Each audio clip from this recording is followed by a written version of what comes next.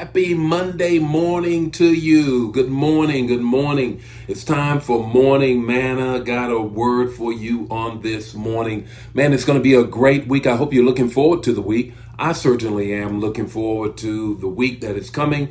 It's time for Morning Manna, and we want to give Facebook Live just a few seconds to get the audience together. Then we're going to jump right into the word on this morning. Hope you had a great weekend. How was your weekend? Let's just take a minute. How was your weekend? Did you go to church? Did you watch? Who did you watch on your services on Sunday? How many services did you watch? You know, when you're at home now, shelter in place, you can go to as many churches as you want to, from Potter's house to your house, you know.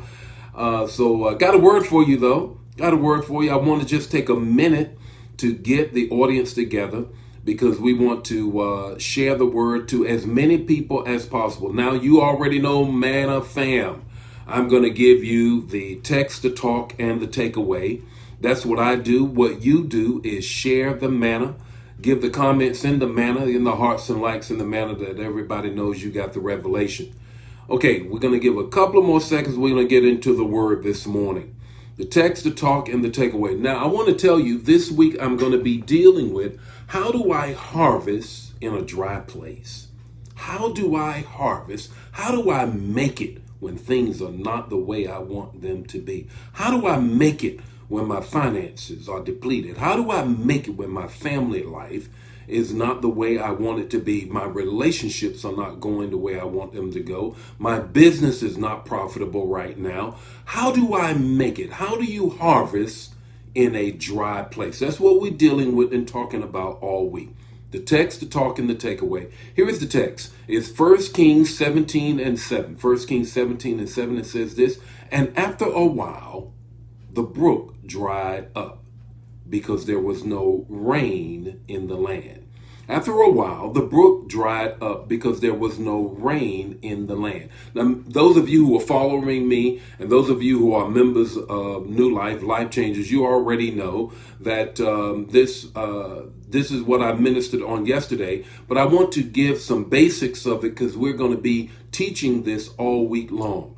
Okay, so how do you do it? What I talked about on yesterday is that here is Elijah, who prophesies to Ahab, one of the most corrupt kings ever during the time of kings. He prophesies to him and says, look, it's not going to rain, because this is what God says. He goes to the brook at Cherith, and over a period of time, the brook dries up.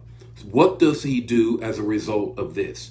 He goes from Cherith to Zarephath. And in this 100-mile travel, he moves. Three things happens here, just giving you the basis. The first thing is, he does not stay. He does not romanticize what took place in the past. He doesn't regret that he goes and gives this prophecy, even though he's now living in the wake of the prophecy. He said it wasn't going to rain. As a result of there's no rain, there is no water for him to drink. Okay, but he doesn't regret obeying God. Second thing he does is that he's in between answered prayers. God answered that prayer then. Now he's moving forward to Zarephath. You already know what's going to happen at Zarephath. He's going to meet a widow there. God has already commanded a widow, or ordained a widow, to give him some food, her very last, but it doesn't give out. You know the story. And then as a result of that, her son dies, and he raises her son from the dead.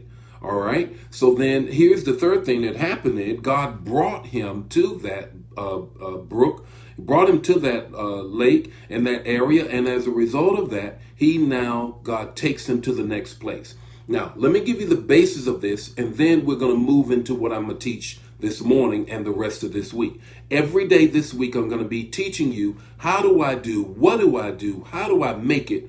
How do I harvest in a dry place? How do I make it when things are not going well? Well, we saw that Elijah's life was actually a model of God moving and destroying the gods of that time. Baal was the god of harvest. Mot, M-O-T, was the god of death.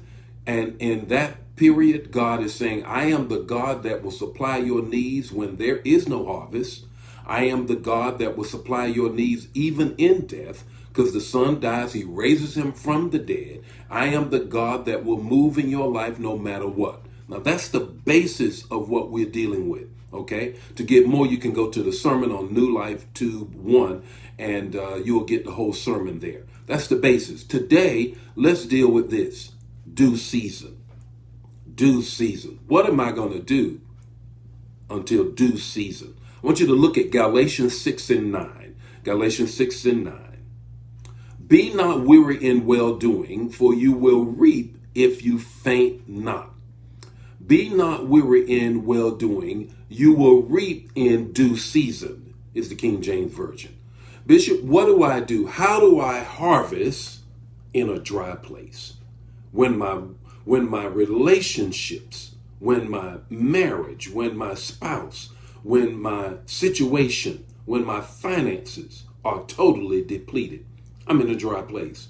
What do? It's due season. Let me give you 3 things about Galatians 6 and 9. The first thing is this. Don't doubt in your drought. Don't doubt in your drought. It is the most, how can I say it, risky time. It is the most fearful time. It is the time in which if you doubt, you can lose out. Don't doubt in your drought. It is a time when the enemy attacks the hardest because you're looking and saying, when is my season going to come? Everywhere I look like everybody's doing better than I am. And so in the midst of your drought, don't doubt in your drought. Hold on to God. The second thing is that I want you to get out of Galatians 6 and 9 says, do not be weary in well doing, for you will reap in due season, or if you faint not. Okay? Here's the second thing I need you to get. Plant in your drought. Plant in your drought. Why? Because whatever you plant is going to come up. I want you to notice this now. Plant in your drought. You need to plant drought resistant seed. Get this, write that down. You need to plant drought resistant seed. Now, I'm in here in the Midwest and did not know this. I'm an East Coast guy and came to the Midwest, never seen so much corn in my life. I'm used to looking at all other kinds of crop, tobacco and all of that from North Carolina. But when I came to the Midwest, everywhere I looked, I saw all kinds of corn, just corn everywhere. Well, here in the Midwest is a big deal about the breadbasket of the country and the world in many ways. And they do a seed that is a drought resistant seed. In other words, when there's limited rain, the seed is still going to produce. You've got to understand that when you're in a drought, you got to plant, get this, drought resistant seed. What type of seed is that? Praise instead of pity. What type of seed is that? Glory instead of grumbling. What type of seed is that? Joy instead of sadness. What type of seed is a drought resistant seed? You've got to be able to know that I'm still in the midst of my drought. I'm going to plant drought resistant seed because here's the third thing. Whatever goes down is going to come up. If I planted anger, what's coming up? Bitter. If I planted doubt, what's coming up? Nothing. He says that this is God's promise. This is the third thing. He says, you will reap if you faint not, if you don't give up.